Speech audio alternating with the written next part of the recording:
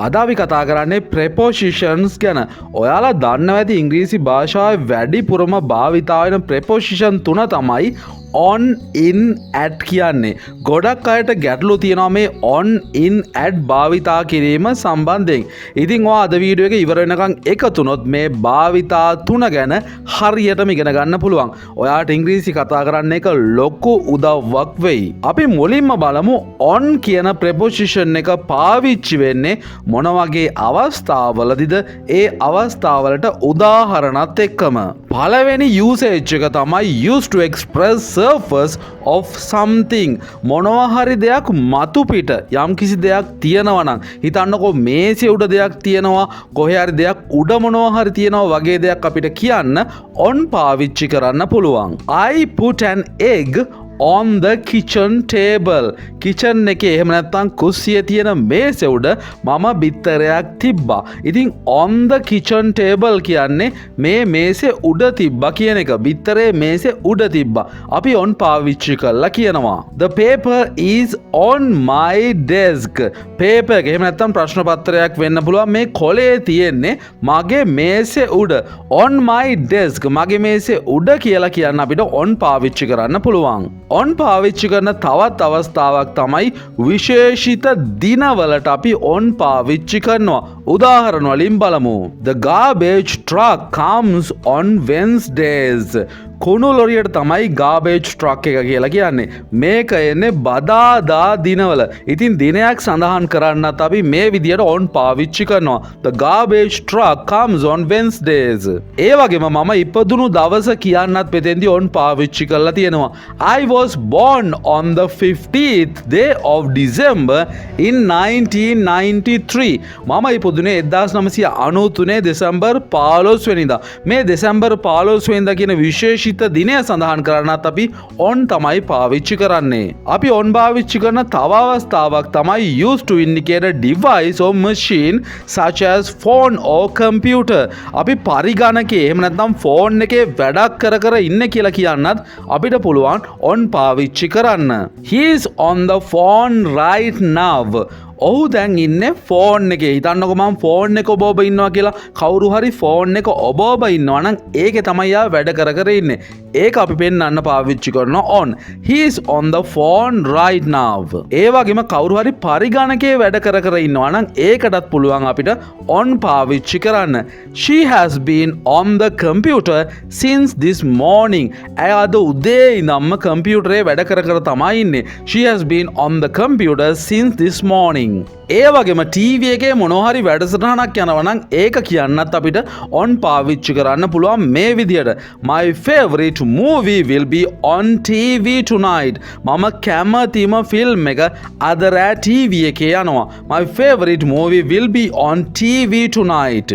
ඒ වගේම අපි on පාවිච්චි කරන අපේ ශරීරයේ කොටසක් සම්බන්ධ කරලා මොනවා හරි වාක්‍යයක් කියනවනේ used to indicate a part of the body. He kissed me on my cheek. cheek කියන්නේ කම්මුලට. ඔහු මගේ කම්මුල සිපගත්තා. He kissed me on my cheek. I wear a ring on my finger. මම ඇඟිල්ලට මුද්දක් දානවා නැත්නම් මුද්දක් පළඳිනවා. මෙතන ඇඟිල්ලේ මුද්දක් දානවා කියන තමයි on පාවිච්චි කරන්නේ. I wear a ring on my finger.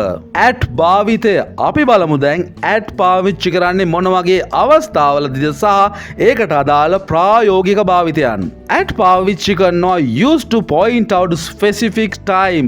නිශ්චිත වේලාවක් ගැන කතා කරන්නත් අපි at පාවිච්චි කරනවා. I will meet you at 12 pm. මම ඔයාව හරියටම දවල් 12ට හම්බ වෙන්නම්. I will meet you at 12 pm. මෙතන 12 කියලා කියන්න at පාවිච්චි කරනවා. The bus will stop here at 5:45 pm.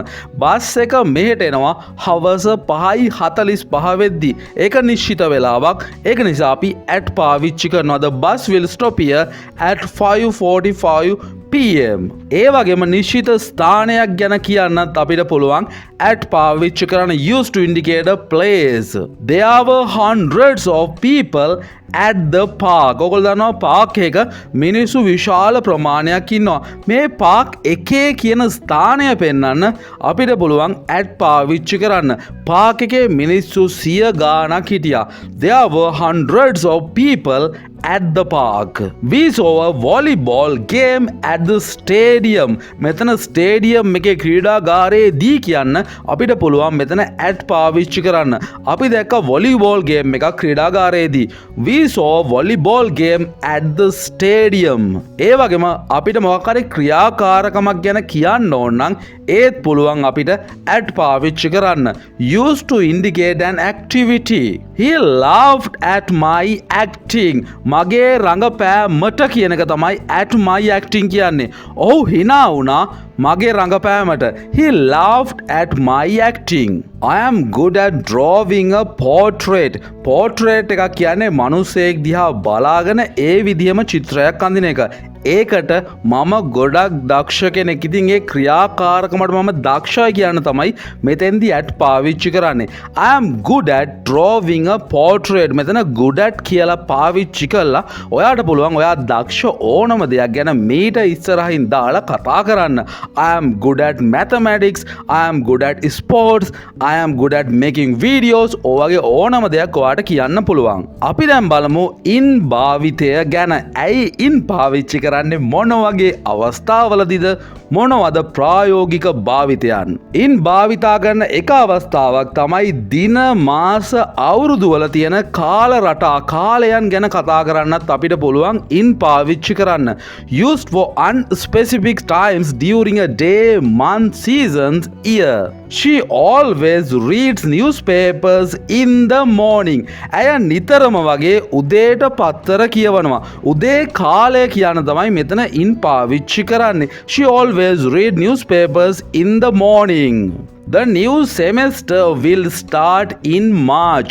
Semester එකක් කියන්නේ යුනිවර්සිටි එකක තියෙන කාලයක්, විශ්වවිද්‍යාලයක තියෙන අවුරුද්දෙන් භාගික කාලය. කියන්නේ මාස 6ක කාලයකට තමයි semester එකක් කියන්නේ. මම ඉගෙනුම් කාලය කියලා සිංහල වචනයක් පාවිච්චි කරලා තිනවා. හරිම තේරුම තමයි විශ්වවිද්‍යාලයේ තියෙන මාස 6ක ඉගෙනුම් කාලය. ඒක පටන් ගනිවි මාර්තු වල. ඉතින් මාර්තු වල කියන්න තමයි මෙතන in පාවිච්චි කරලා තියෙන්නේ. The new semester will start in March.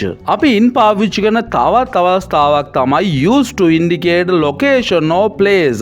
කිසියම් ස්ථානයක් තැනක් ගැන කියන්නත් අපිට පුළුවන් in පාවිච්චි කරන්න.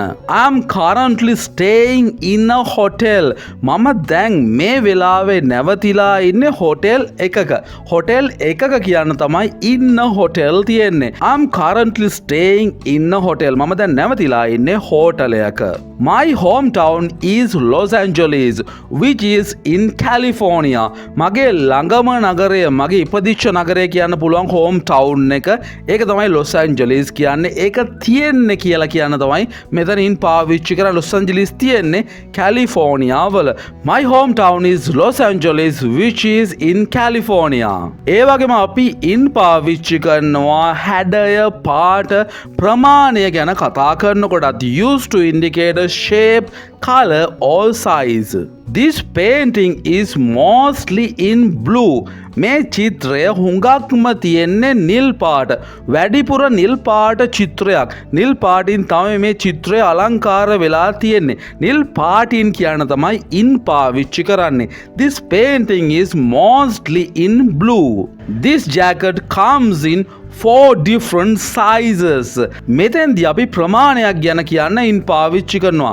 මේ ජැකට් එක විවිධ ප්‍රමාණවලින් විවිධ sizes වලින් එනවා. හිතන්නකෝ large වෙන්න පුළුවන්, medium වෙන්න පුළුවන්, small වෙන්න පුළුවන්, XL වෙන්න පුළුවන්. ඒ වගේ sizes වලින් එනවා කියන තමයි මෙතන in පාවිච්චි කරන්නේ. The students stood in a circle. ළමයි හිටගෙන හිටියේ රවුමක් ආකාරයට, රවුමක් විදිහට කියන්න තමයි මෙතන in පාවිච්චි වෙන්නේ. The students stood in a circle. ඒ වගේම in පාවිච්චි කරන තවත් අවස්ථාවක් තමයි අපි විශ්වාස කරන දේවල්, අපේ අදහස්, අපිට දැනෙන දේවල්, අපි කැමති දේවල්, හැඟීම් ගැන කතා කරන්නත් අපි in පාවිච්චි කරනවා. Used to indicate a belief, opinion, interest or feeling. I believe in the next life. ඔයා විශ්වාස කරනවාද ඊළඟ ජීවිතයක්, ඊළඟ ආත්මයක් ගැන? මම විශ්වාස කරනවා. විශ්වාස කරනවා කියන්න I believe in පාවිච්චි කරන්න පුළුවන්. I believe in the next life. ඊළඟ ජීවිතය මම විශ්වාස කරනවා. We are not interested in gambling. Gambling කියන්නේ සූදුවේ යෙදෙනවට. අපි ඒවට එච්චර කැමැත්තක් නැහැ. We are not interested in gambling. එහෙනම් guys subscribe කරලා තියාගන්න. next video එකෙන් ඉක්මනින් හමු වෙමු.